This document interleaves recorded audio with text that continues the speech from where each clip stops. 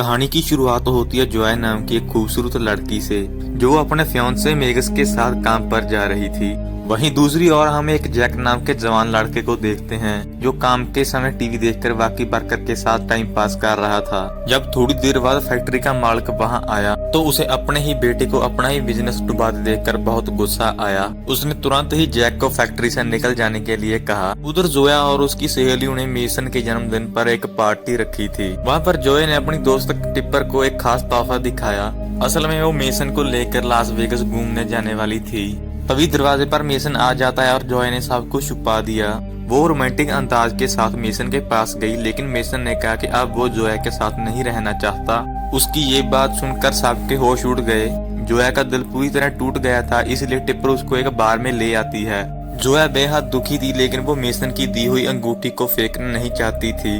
Tipper ने जोया की हालात देखकर उसको सलाह दी कि तुम उसको भूल जाओ, हम दोनों चलेंगे लास वेगस घूमने। जोया को भी ये आइडिया पसंद आता है और वो इसके लिए राजी हो जाती है। वही दूसरी ओर जैक अपने दोस्त हेटर के साथ बातें कर रहा था। फैक्ट्री से निकाले जाने के बाद उसका मन था कि कहीं दूर जाकर एंजॉय कर आते हैं, और देखते ही देखते उसका और हेटर का भी लास वेगस जाने का प्लान बन जाता है। अगले दिन जोया टिप्पर के साथ और जैक हेटर के साथ लास वेगस पहुंच गया। पूरा दिन घूमने के बाद वो चारों अपने अपने होटल में आ गए।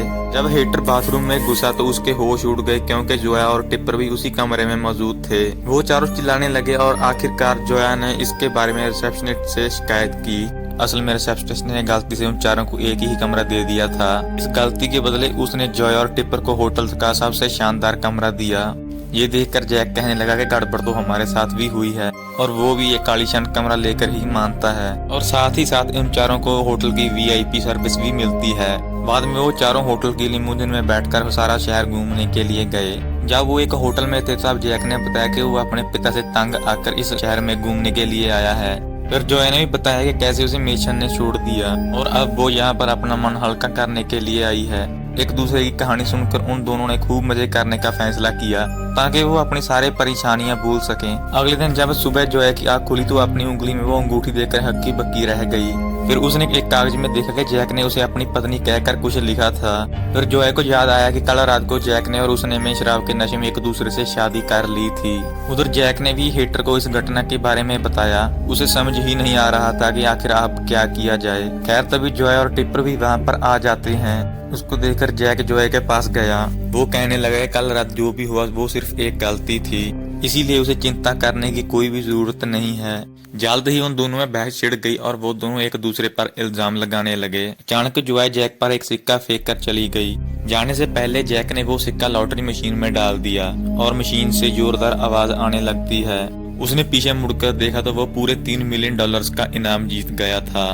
ये देखकर जोया भी भागकर इनाम लेने के लिए आ गई। उसने कहा कि लॉटरी उसके सिक्के पर लगी, इसीलिए इनाम पर उसका भी हक है। लेकिन जैक कहने लगा कि सिक्का तो मैंने डाला था।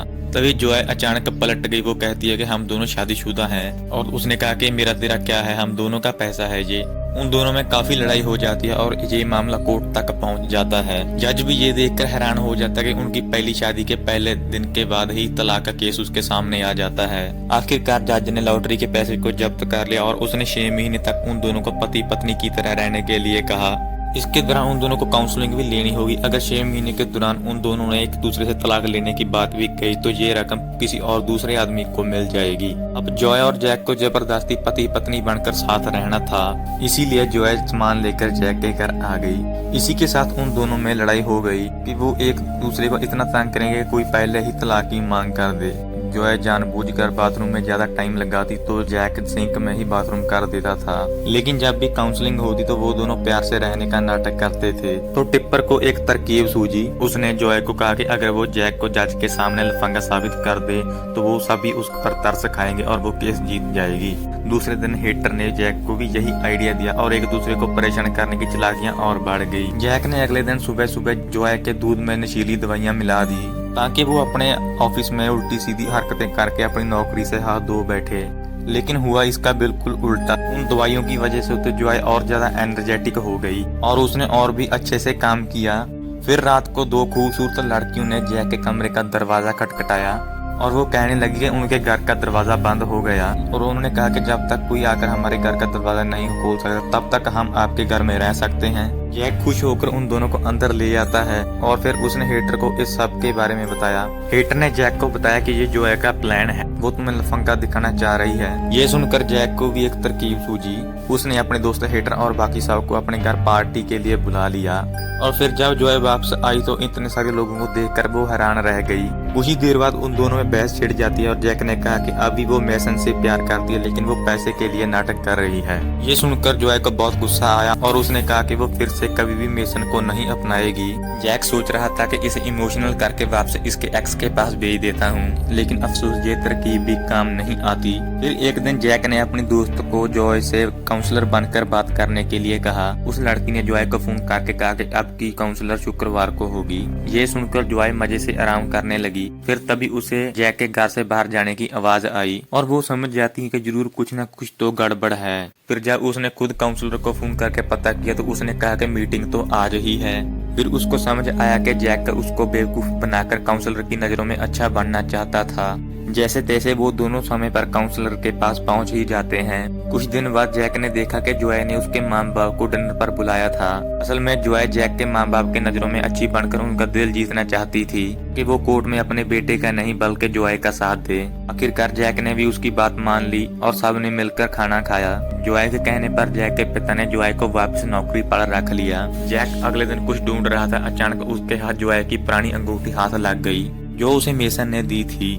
अंगूठी लेकर वो मेसन से मिलने के लिए गया और उसने कहा कि जोए अब भी तुमसे बहुत प्यार करती है। उसने मेसन को अगले दिन पार्क में बुलाकर जोए से बात करने के लिए कहा। अगले दिन जैक ने सभी दोस्तों को पार्क में मिलने के लिए बुलाया। जोए भी टिप्पर के साथ वहाँ पर आ गई। वहाँ जैक को छोटे बच्चों के साथ खेलते देखकर जोए का दिल भर आया। अब वो जैक को बेवकूफ नहीं अच्छे इंसान की तरह देखने लगी थी और वो दोनों सैर करने लगे। और जैसे ही जैक बाथरूम में गया अचानक मेसन जोए के सामने आ गया। उसे देखकर जोए हक्की बक्की रह गई। मेसन ने उससे माफी मांगी और नई शुरुआत करने के लिए कहा, लेकिन जोए ने उससे साफ इनकार कर दिया और उसे कहा कि उसे एक बेहतर इंसान मिल गया है। उधर जैक ने भी छिप कर ये सब सुन लिया था और न जाने क्यों जोए की बात सुनकर उसको भी बहुत अच्छा लगा। फिर कुछ दिन बाद जैक ने हेटर को बताया कि वो जोए के साथ उसके ऑफिस की पार्टी में जाने वाला है। फिर ये सुनकर हेटर ने जैक को कहा कि जोए को सबके सामने बदनाम करने का इससे अच्छा मौका नहीं मिल सकता। लेकिन पार्क वाली घटना के बाद जैक जोए को खोना नहीं चाहता था। धीरे धीरे न जाने पता नहीं कैसे उसे भी जोए से प्यार हो गया था। हेटर ने जैक को कहा कि हमें सिर्फ पैसा चाहिए, पैसा, तुम इन सब बातों में ध्यान मत दो। अगले दिन पार्टी में जैक ने सबसे दोस्ती कर ली, लेकिन जब जोए सुंदर सी ड्रेस पहनकर उसके सामने आई तो उसके सारे इरादे बदल गए। पार्टी के आखिर में जोए के बॉस ने पार्टी के किंग ऑफ का खिताब जैक को दिया। जब उसको सबके सामने स्पीच देने के लिए कहा तो उसने जोए के सामने अपने प्यार का इजहार कर दिया। वो दोनों जानते थे कि वो अब एक दूसरे के बगैर नहीं रह सकते। उसकी बातें सुनकर जोए का भी दिल भर आया और वो दोनों घर लौट आए। जोए ने बताया कि वो काफी देर पहले समुद्र के किनारे एक लाइट हाउस पर गई थी। वहाँ पर ठंडी हवा और तारों की रोशनी के नीचे उसको इतना अच्छा महसूस हुआ कि वो अपने सारे दुख भूल गई। लेकिन वो फिर दोबारा काम पर लग गई, लेकिन उसे वहाँ पर जाने का फिर कभी मौका ही नहीं मिला। इसी तरह वक्त बीतता रहा और 6 महीने कब बीत गए पता ही नहीं चला। आखिरकार उनके फैसले का दिन आ गया।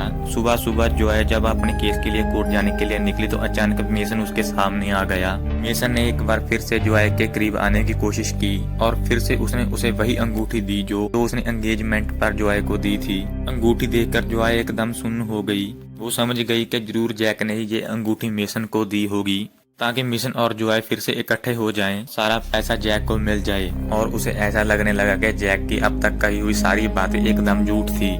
में तो उसे सिर्फ पैसों से ही मतलब था। ये सोचकर जोए का दिल चकनाचूर हो गया।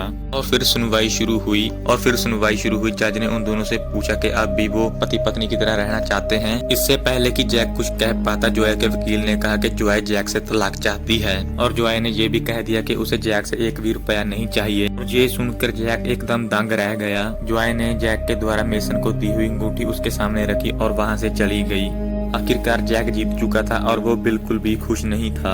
जोए से दूर होने के बाद उसे समझ में आया कि वो उसके लिए कितनी जरूरी है। अचानक जैक को उसी लाइट हाउस की तस्वीर दिखाई दी जिसके बारे में उसको जोए ने बताया था। अगले दिन ऑफिस में जोए को प्रमोशन मिल गया और उसने कहा कि वो नौकरी छोड़ना चाहती है। वो काम में इतनी मशगूल हो गई थी कि वो खुश रहना तो भूल ही गई थी। इसीलिए इस बार उसने खुद को चुना। उधर जैक को भी एहसास हो गया था कि वो जॉय के बिना खुश तो नहीं रह सकता, इसीलिए वो जॉय को ढूंढने के लिए निकल पड़ा। लेकिन उसे कहीं से भी जॉय का पता नहीं मिला। उसे अचानक एक खास जगह की याद आई, तभी वो हीटर की गाड़ी लेकर वहां पर पहुंचा। ये वही समुद्र किनारे वाला लाइट हाउस था और जॉय भी वहीं पर मौजूद थी। वहां पर जैक ने अपने प्यार का इजहार जॉय से किया और वो दोनों फिर से एक नई शुरुआत करने के लिए तैयार हो गए। उसने जॉय से कहा कि वो दुनिया का सबसे अच्छा पति बनेगा और फिर उसने जॉय को शादी करने के लिए कहा। उसकी बात ने जॉय का दिल छू लिया और वो जैक के साथ जिंदगी बिताने के लिए तैयार हो गई। इसी के साथ ये मूवी यहीं पर समाप्त हो जाती है।